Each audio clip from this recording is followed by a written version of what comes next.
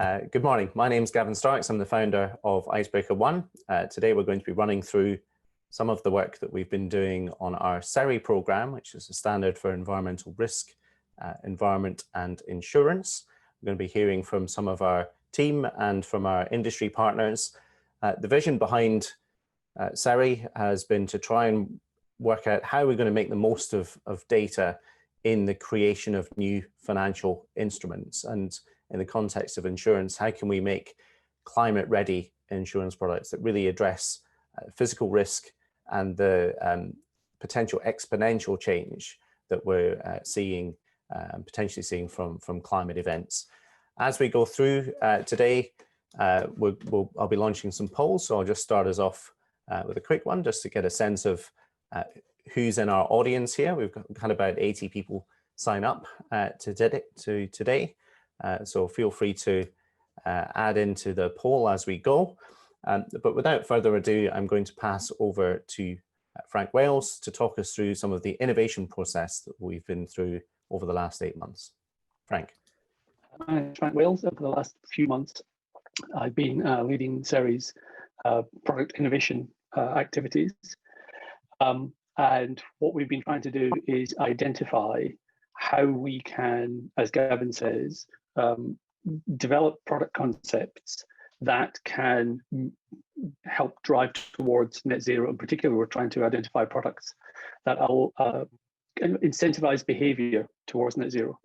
And we've been doing this with a number of partners because Icebreaker One itself isn't a product innovation organization, but we also realize that a role can be to bring people together, convene particular discussions around topics, and put in place a process that allows ideas to be, if you like, put into the crucible to see whether or not they are SERI shaped, to make sure that those ideas are supporting SERI's objectives. Now, can you do the next slide, please? We have an internal process that attempts to do a few things. It attempts to capture the key elements of an idea, because our intent in working on a product concept or an idea is to get it to a point where it can be handed over to one of our partners, such that they can then take it into their own internal innovation process and bring it to market. And so that means that the aspects of the idea are how it leverages net zero, the specific incentives at different parts of the value chain, such as how would a broker be incentivized to sell the product, how would a customer be incentivized to purchase the product, and so forth. We also make sure that if there are any policy considerations around the idea, for example, if it turns out that there is a policy that currently exists that might impede it, can we identify ways in which that policy could be revised? Or if there is a policy idea that might accelerate it, can we figure out how we can advocate for that policy change? And also, if it turns out that the idea is crucially dependent on certain flows of data, can we identify what those data sets are, who owns them, and what we can do to get that data in to an acceptable level of quality, such that we can make the product possible. The other thing that we're doing is making sure that whatever ideas we consider, we've captured a record of the considerations we took for the idea, and whether it made it through or not, we have that information to publish. Next slide, please. So, because one of the things about running an innovation process is that you kind of expect that a lot of the ideas that come into it won't make it, because there's going to be something that prevents them from going forward. And so if you optimize the process for identifying those early and putting them to one side, you're likely to get to the ideas that might work sooner. So in the process that we have at the moment, we've taken a number of ideas to different stages through it. Right now, we are at fairly advanced development stages on a couple of ideas, which you'll hear from more about in a moment. A couple of ideas that haven't gone forward are directors and officers in action insurance. There seemed to be something there, and we've had quite a lot of conversations around that, but it seems like that particular concept isn't going to have the net zero leverage that we hoped it would. But there may still be other D&O possibilities in the future based on what we've been hearing from the insurance industry. Similarly, we're on mortgage impairment. that we looked into that, but again, we decided that that doesn't achieve the objectives we want. We have quite a broad conversation taking place around what's called climate-ready buildings and building passports, which we believe will produce something, and that conversation is still going on with our partners.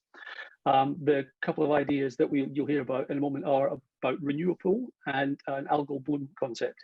So I'll allow our partners to talk about those in a moment. Next slide, please.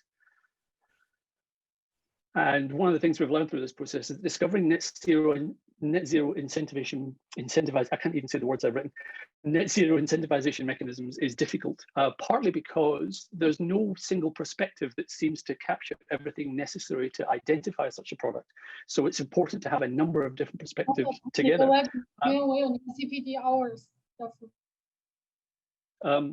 And the other thing was that at the start of the process, we tried to weed out those things that weren't obviously net zero incentivizing, but it turns out that having conversations around an idea can often surface net zero mechanisms that aren't apparent at the beginning. And it turns out also that focused collective work in innovation space is difficult when everybody has to sit somewhere else. So that's been an additional complicating factor around this. But nevertheless, we do have some good ideas shaping up, we hope. And so what I'd like to do now is hand over to, I think it's Srini first. That's right, Frank. Thanks for getting me right. Very good morning, everyone. Pleasure to be here. I can just following up on what Frank was saying. I wanted to give you a specific example about what we as a company has been working within SERI. Just for a start, we are a company based out of UK. The mission has been to try and help the food and agricultural sector by mobilizing insurance as an intermediary business. And one of the ideas we put through the process as a private company, we do like to look at product ideas. And one of these ideas we've been looking at is primarily targeting agriculture cluster activity, and which is also linked to aquaculture as well. So here, with climate change, naturally, there's a lot of impact that's happening to different sectors. When you look at aquaculture and agriculture sectors, there are a number of these algae bloom outbreaks, which is happening globally. And there are some examples in the Gulf Coast, in nearshore, we have examples of the Scottish salmon industry. This is primarily due to a number of factors which is happening through our waters, whether it's coastal water or inland lakes. And this could affect multiple stakeholders. So if you can move to the next slide, please, I can tell you a little bit about the stakeholders. So who primarily are getting affected by these?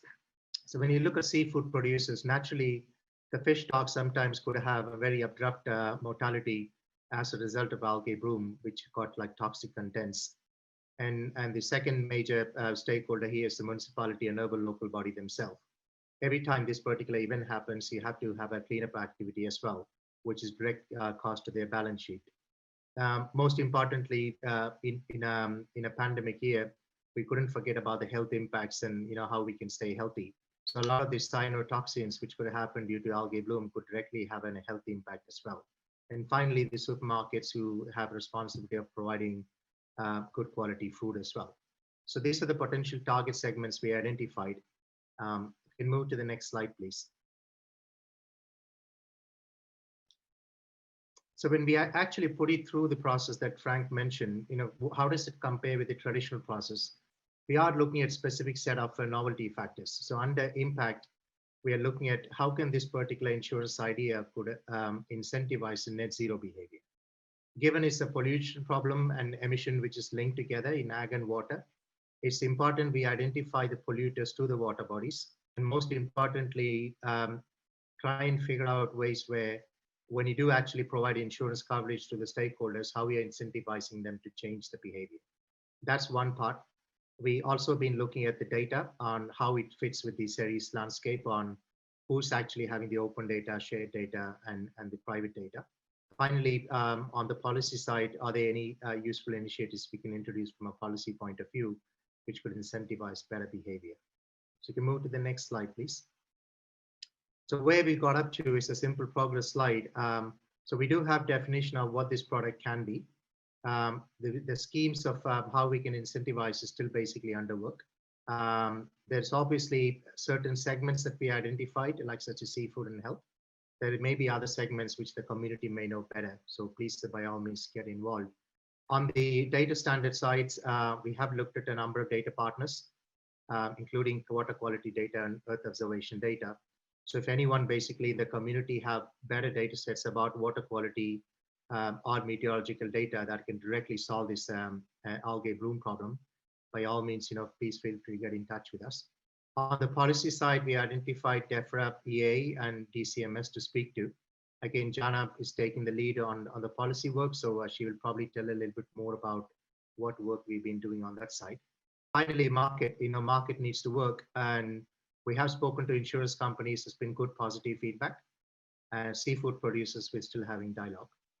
So call to arms, anyone in the community interested in either the idea or the process, which is, we found it to be very useful as a company. So anyone who would like to know about the process, by all means, get in touch with Michelle, who's the Constellation Manager. So with that, I'll pass to my colleague, Charlie from Brit, to walk you through what they've been doing on their side. Hi guys, I'm Charlie Fellerman. I lead strategy and innovation here at Brit Insurance. And today I'll be kind of talking about how Brit has got involved in the SERI initiative and the idea of renewables. So just a quick overview of who Brit Insurance are. So we're a specialty insurer operating in the 333-year-old Lloyd's of London market, an extremely antiquated market that has not always kind of been forward thinking. I guess I got drawn into the industry a year or so ago with the idea of kind of using data to the best of our ability to create some new innovative products. With that, we launched Key Insurance, which went live on Monday, which is the first algorithmically driven insurer in the Lloyd's of London market. And I'm now starting to turn some of my attentions towards net zero futures, and SERI provides the absolutely perfect platform to go start exploring that. So with that, I kind of start digging into what renewable is and actually where the idea of renewable actually came from. So just a quick overview for those that are not aware of what risk pools are. A risk pool is one of the kind of most early forms of risk management practices undertaken by insurance companies. So under the system, insurance companies basically bring together common forms of risk that allow them to kind of distribute and actually spread their catastrophic risks across different kind of insurer or capital bases. So commonly it's used for flood and earthquakes, and actually the underlying risks always tend to be similar. So it is the kind of conceptual basis that underpins an insurance practice that it dates back over 5,000 years to some of the earliest known insurance policies used by the Babylonians to protect shipments against loss of their cargo or crews at sea. So we start to kind of build on this idea, and we actually see within the public domain already an organization called Flood Re. So Flood Re is a joint initiative between the government and insurers with an aim to make flood cover part of household insurance policies more affordable. So this is the coming together of both public and private bodies to actually distribute risk in a way that is affordable to the end insured. Similarly, Pool Re as well, kind of born out of a response from the 1993 London Baltic Exchange bombings. There basically wasn't a private sector appetite to insure terrorist risk. And in doing so, again, public-private partnership came together to form an initiative where private businesses were able to get insurance cover for terrorist risks. So we took these as our kind of seedling ideas and concepts and brought them together and thought, why can't we start using these concepts to start building out the idea of a pool for renewable energy? And that is how Renewable, or the kind of embryonic stages of Renewable, was born. So we start kind of asking ourselves the question, how Renewable will drive a green agenda. So we set out with the vision to create a new insurance product, a collaboration between us, the kind of private sector, knowledge from SERI, which is of course a consortium of different individuals with a variation of backgrounds. And in doing so, we were trying to facilitate the flow of green-minded capital into the renewable energy industry. In doing so, we wanted to act as an accelerator for green energy growth in the UK and ultimately realizing Icebreaker 1's goal of a net zero future. So the concept, of course, is still within its embryonic stages, and hopefully we will be able to use the expertise, knowledge and contacts along with the data from across the consortium to rapidly identify these opportunity areas and supercharge development horizons. So through our research so far, we've narrowed down our exploration focus on onshore wind assets, specifically those under 1 megawatt, providing necessary cover for these assets which are descending into disrepair. So I kind of will use this opportunity to kind of speak to the audience and those that are listening who may be able to provide us with help and support with contacts, especially within the onshore wind energy industry or relevant contacts. Please reach out after the session, and our contact details will be shared if you can lend a hand as well, helping us with this initiative. So I asked how kind of SERI has become a catalyst for change. And as a new generation kind of enters into the industry with deep-rooted green agendas, SERI kind of provides the perfect opportunity to bring these ideas in a kind of shaped form back to the executives of companies like Brit in a shaped format in which they can be taken forwards. It's a perfect platform to explore these novel ideas and actually starts bringing the insurance industry down the green path. So bringing together technology, policy and financial services in a collaborative melting pot, which has had some fruitful beginnings so far. So the insurance industry and participants, especially within the Lloyd's of London market, are now starting to turn their attention to sustainability. Of course, in the past, they have not had this very much rooted on their agenda. And I hope that going forwards, as myself, a new generation enters into this industry and starts turning our attention with a green kind of agenda, especially rooted in our ambitions, that we'll be able to start driving some change in the industry. Thank you very much. I'll hand over to Jana to talk to you about some of the policy work she's been doing. Hello. So yes, I'm Jana Pache. I'm SERI's policy and regulatory lead. And although my work is focused on SERI, it's really more broadly applicable across Icebreaker 1. So I'll try and touch on some of that as well as I go through this. So what do we do in terms of SERI's policy work? Well, although the focus of today's presentation has primarily been on SERI's product innovation work, we have two main streams underway: the product innovation side and the data and standards side.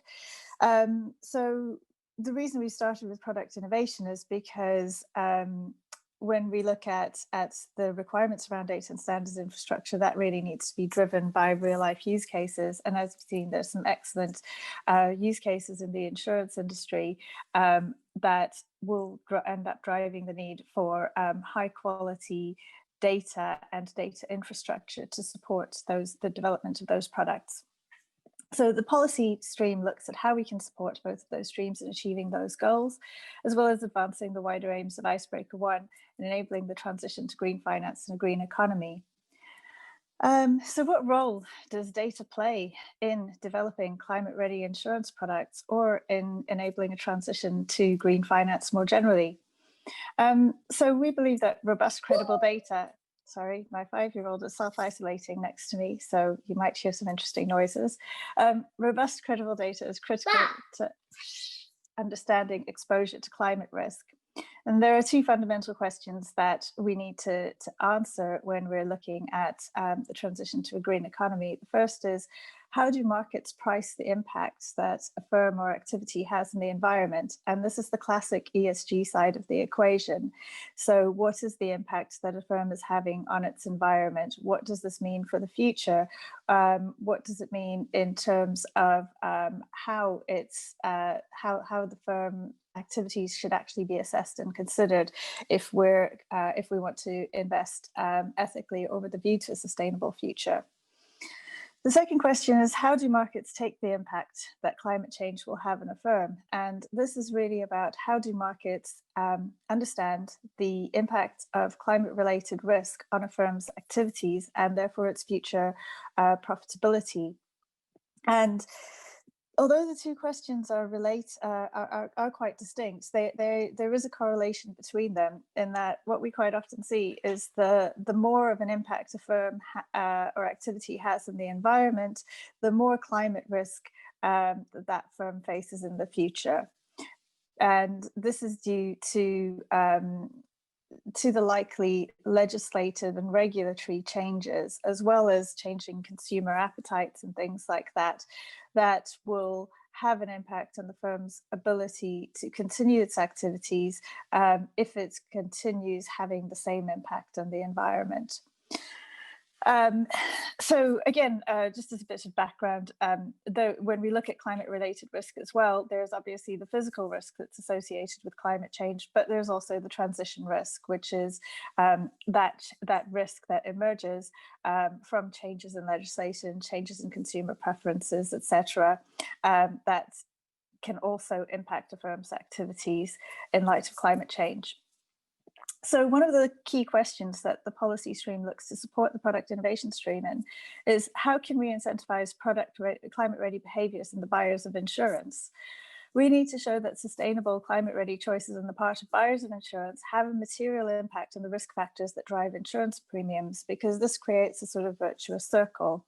If we can show that climate-ready behaviors and sustainable choices on the part of businesses and consumers, so insurance policyholders, have a material impact on the risk associated with that policy, then this incentivizes insurers to structure policies and products in such a way that it further incentivizes those behaviors. So again, virtuous circle. We also look at how we support product innovation in the insurance industry to address climate risk and drive towards net zero outcomes. So are there things that buyers of insurance want to do in terms of climate readiness and developing or using climate ready technologies? How can data provision help to remove the obstacles to addressing insurance needs? Renewapool is a prime example of this. Buyers of insurance have an interest in upgrading their existing infrastructure or repurposing it. And this is therefore a prime example of where policy and product innovation come together to figure out how we can create the wider climate or environment rather, in which we can develop a product to address these needs that satisfies the concerns of both sides, the buyers and the providers of insurance. And what we do holistically is basically we identify the ways in which data can help to break down the obstacles to adoption of climate-ready insurance products. It can also help market participants to demonstrably realize the associated benefits of adoption. So we look at how data requirements and data availability can help underpin the creation of these products, and also how over time it can show the benefits associated with these products so that we can demonstrate real impact as a result of the development of climate-ready insurance products. So as a workstream, the policy workstream works with the wider SERI program, the insurance industry, and in collaboration with other relevant green finance and data and standards initiatives to identify the data requirements arising from climate-ready insurance products and to help develop the data standards and shared data infrastructure to support these. We also work with policymakers and regulators to advocate for greater support and incentivization for climate-ready insurance and other financial products, removal of the legal and regulatory obstacles to creation of data standards and shared data infrastructure, and formal adoption of these standards and infrastructure. So it's really a very collaborative process. We collaborate not only with members of the SERI partners themselves, but also with a much wider group of market participants and other organizations to advance SERI and Icebreaker One's policy objectives. Thank you, Jana. So now on to Bronwyn for the final section here. Lovely. Thank you very much, Gavin and Jenna, for the lead in there. I'm going to begin with a bit of background on Climatewise and talk about the work of Climatewise, Cambridge Zero as a whole, and how we connect in with SERI, both sort of now and hopefully going further into the future. So Climatewise is an insurance industry leadership group. We now have over 30 international firms. It's convened through the University of Cambridge Institute for Sustainability Leadership. And so that gives us a link back into the university and also across to Cambridge Zero and other sort of academic and research activities happening here. Now, the group, the 30 plus insurers, shares a commitment to reduce the impact of climate change on the insurance industry as well as society. And we've been doing this since about 2007. And so this is lovely to, you may ask, why does a platform join a platform? But you can really see that the group itself is quite committed, is very committed to the same goals and objectives as SERI is itself. So I think really here you see amplification of efforts through what we can bring from our members into the SERI program and also what the SERI program can bring to us. So I'm going to mention the three things that Climatewise focuses on. The first is the annual Climatewise Principles reporting process, which is very similar to a TCFD style reporting process that we've been doing since the beginning. It involves an independent review, and we also produce summary information then back to members on what they're doing and also their progress as a group that then goes out to sort of talk publicly about what is the insurance industry doing in response to climate change and in preparation to change the industry. So you can see we've sort of seen for a long time that the industry in itself needs to respond better, and where are the gaps and where are the challenges and what do we need to be working on as a collective group. So secondly, we convene. So we bring together both sort of C-suite level and practitioners through regular meetings and opportunities for research to how do they deal with those challenges and opportunities as a group. And you can really see opportunities here, like we're being talked about with Brit with the pool, that there are new and innovative ways that we can work. And the third focus for us, of course, is this research. How do we work on the gaps as a group? We bring in independent advisors and experts, we work with the academics, and we publish pieces like the Climatewise Physical and Transition Risk Frameworks that came out last year. So that was talking partly about what does the insurance industry know that it can teach others, but also what can the industry learn from itself? How can we talk to each other? And as you can see, those three activities definitely lead in well with what SERI is doing and Icebreaker as a whole, and why we're very happy to be part of that work. Now, as Jana mentioned, regulation has been a key push for change in the insurance industry, but we can also see that firms are making a strategic imperative to be proactive in their adaptation to both physical and transition risks of climate change. How is the physical risk exposure going to change, and are essentially the things that you're underwriting also going to be different? For the transition risk side of the business, we're particularly focusing things on repricing of carbon intensive financial assets and the speed that the repricing might happen under. So is it going to be a jolty transition, and what does that mean for both what we're underwriting, the claims dynamics, and then particularly what is the product suite that we're going to be offering into the future? Is it going to look like the same product suite? I don't think so. We're well aware of that. So where does the product suite head in the short to medium term is quite definitely of interest.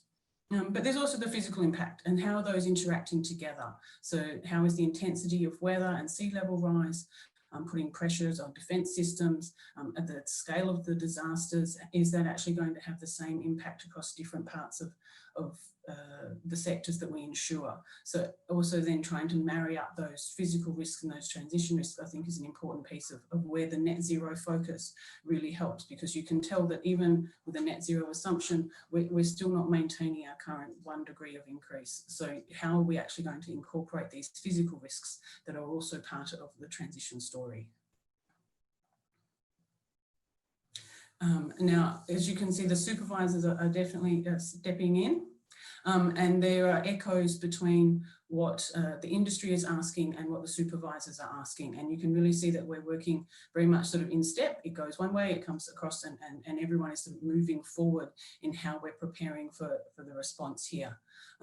Everyone's still thinking through the concerns about I would say there's common concerns between the supervisors and the industry about the climate risk assessments are being based on overly optimistic assumptions. There's potentially over-reliance on external vendors providing risk modelling services. So through groups like SERI, can we also break into that space? And also proper risk quantification, and how can skills like what we're talking about here really play out into the accuracy of what is being offered by the insurance industry, because this all has potential implications both for customers in terms of their financial exclusion and also insurance availability. So really thinking through what does the sector as a whole need to look like in the longer term as well. Okay, so the challenges facing insurers focus on assessing climate risks and data, their expertise and resources and governance, which is essentially a long-winded answer of why SERI's work is really important to us. You can see the connections, you can see what they're doing is definitely addressing needs that sit both within our work, but also within the broader research community of Cambridge Zero.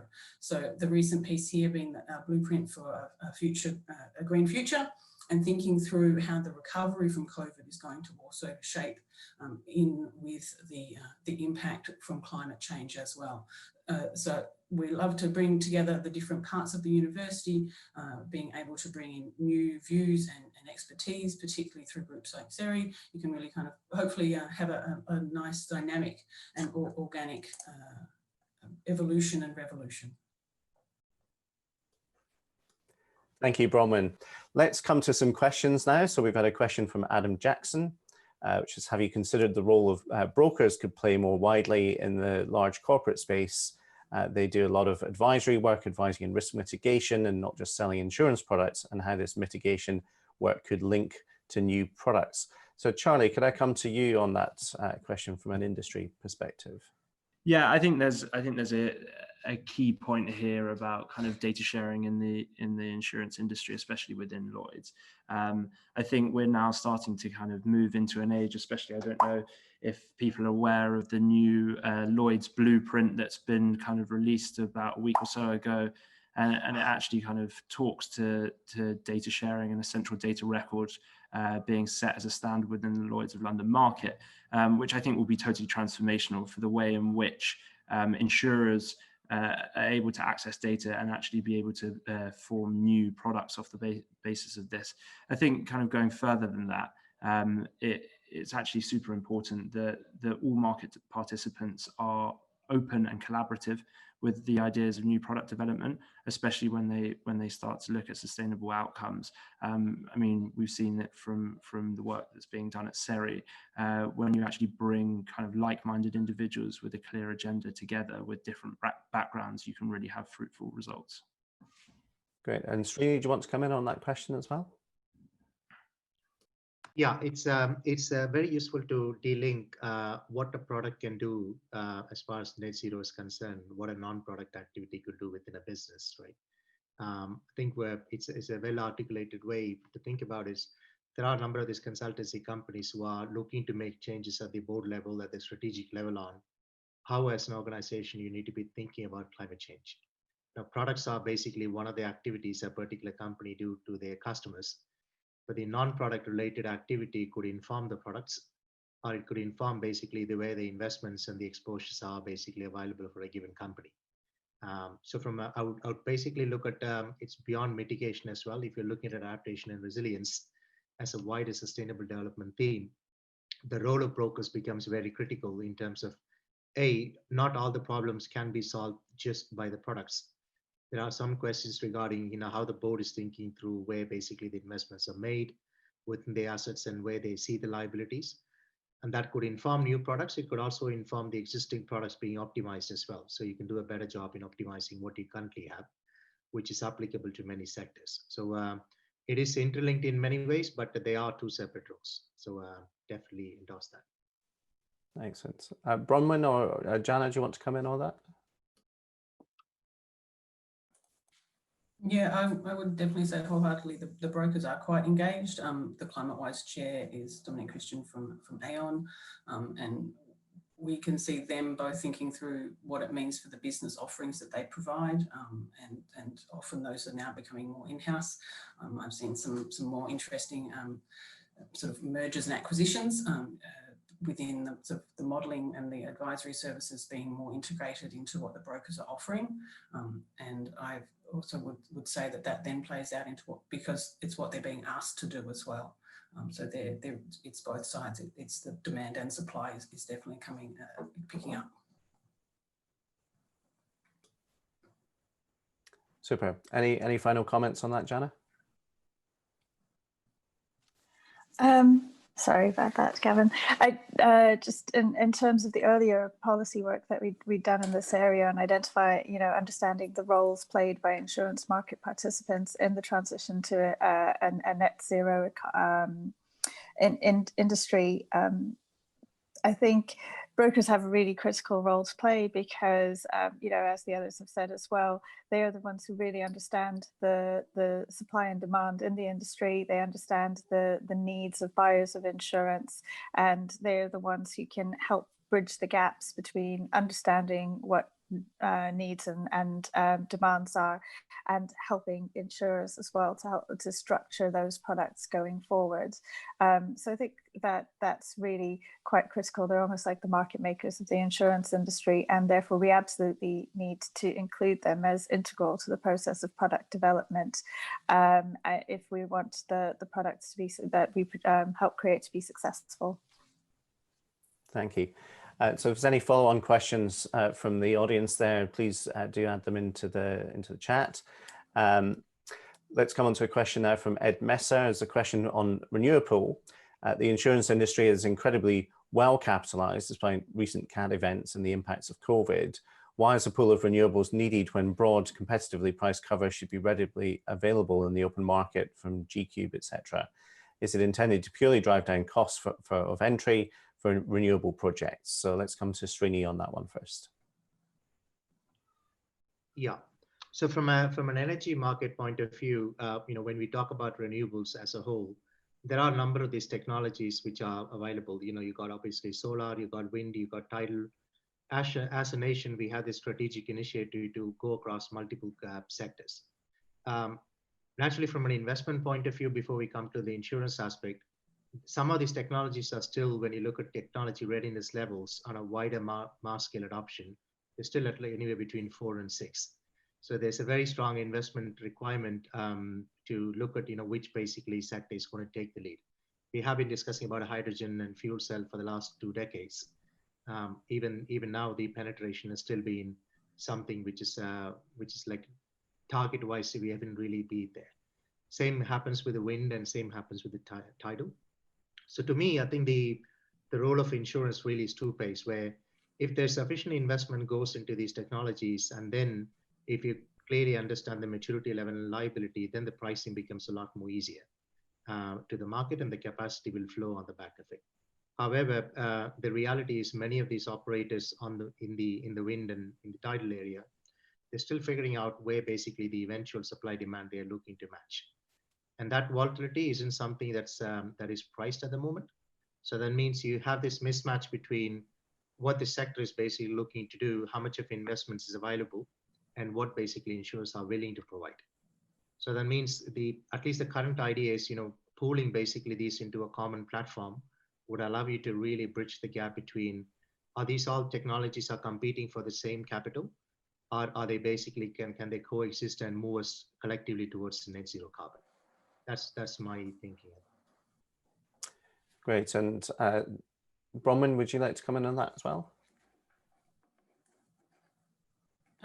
Yeah, I sort of agree that that is well capitalized. There's also, I think, more opportunities that will become available that essentially we need to encourage insurers to jump into. So it's then also how does Jana's policy piece make sure that the policy that matches what the asks in the industry and the innovation that needs to happen is possible. So I think for me, this also really highlights that need for the policy and the market to really match. Great. Well, let's come to Jana and then Charlie as well. I think this is actually a really interesting area, as Bronwyn's alluded, because in a lot of this, when we look at the problems that Renewable is trying to solve, which is there's both a funding aspect, a financing aspect, and an underwriting aspect, and it's really about looking holistically at what financial market support is required in order to take forward a certain policy aim from a net zero transition perspective. And I think this is something that we're going to see more of over the coming years, especially as we move as both a nation and globally towards more specific targets around net zero, we're going to need to look more holistically at both the financing and the underwriting and risk mitigation requirements associated with a certain project or initiative. Mommy. Excellent, thank you, Jana. And Charlie.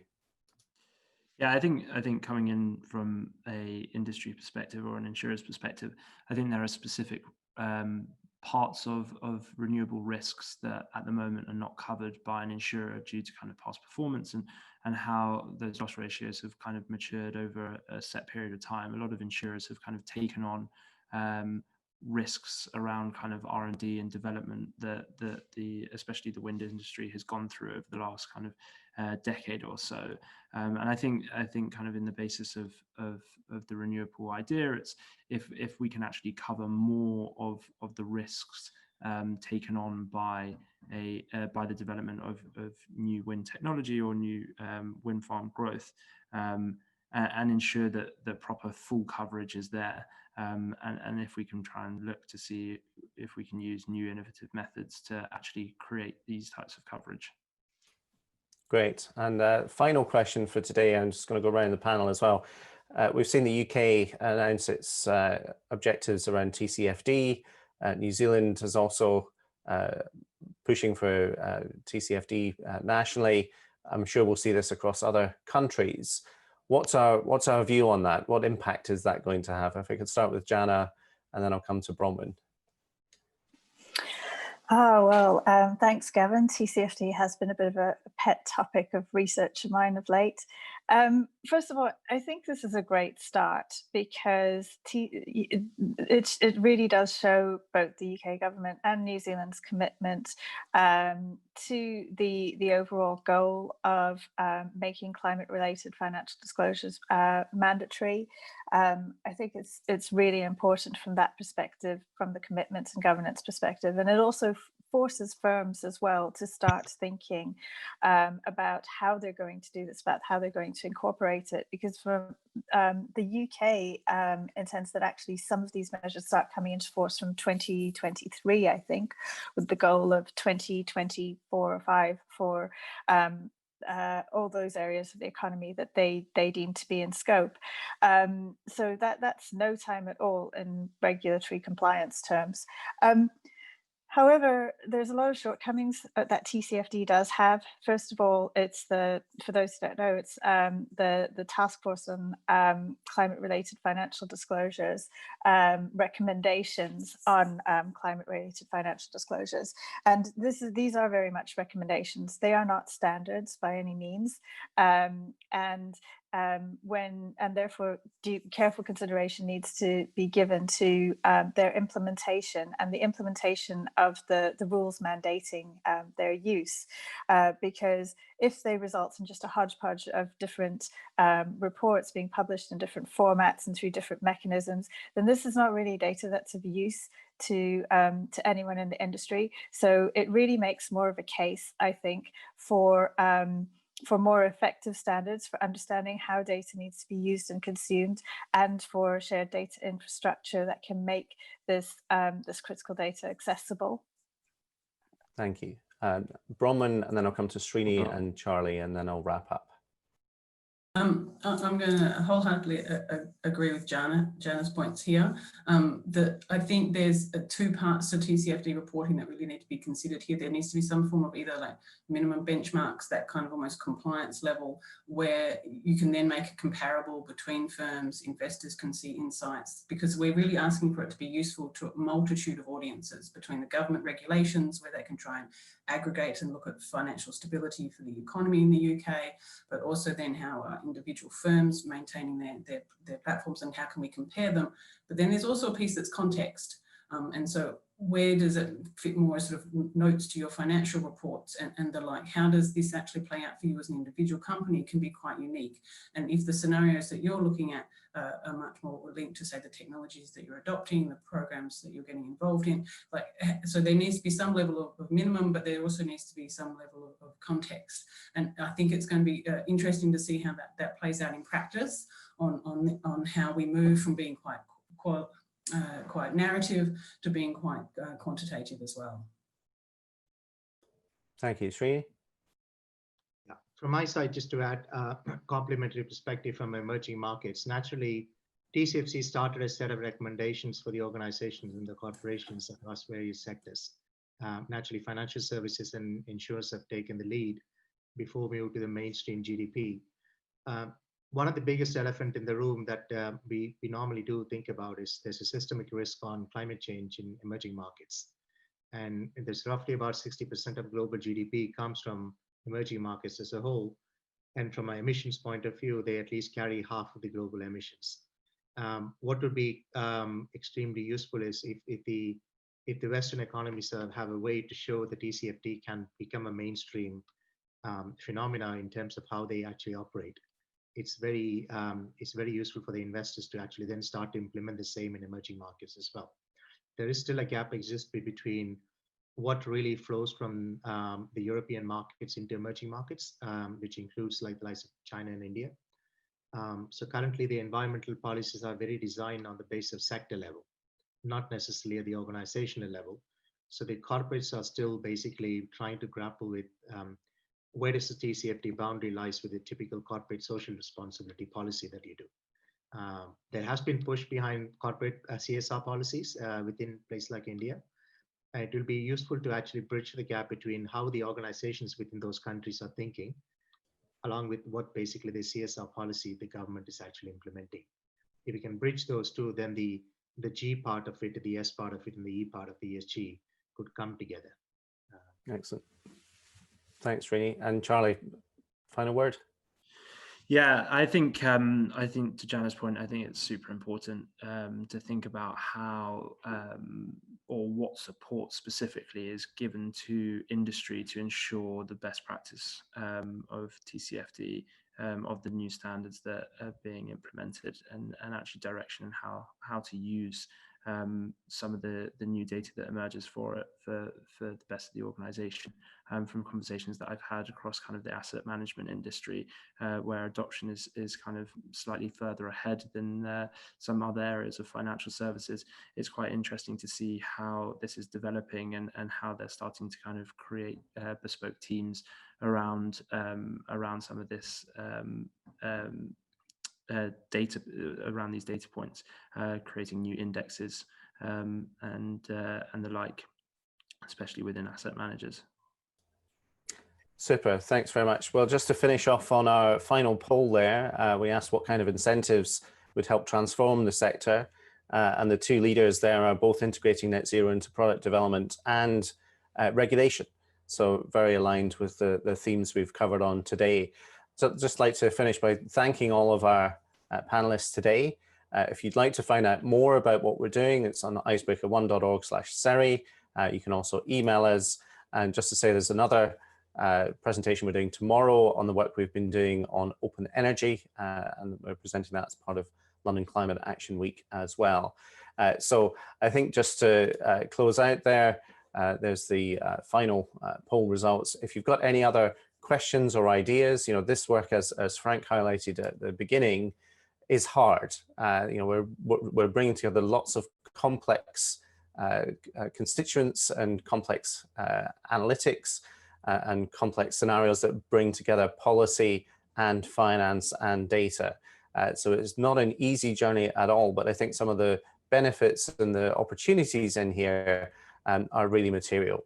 So I'd like to thank everyone for their time, and the archive of this will also be available from tomorrow on our website. Thanks very much. Speak soon.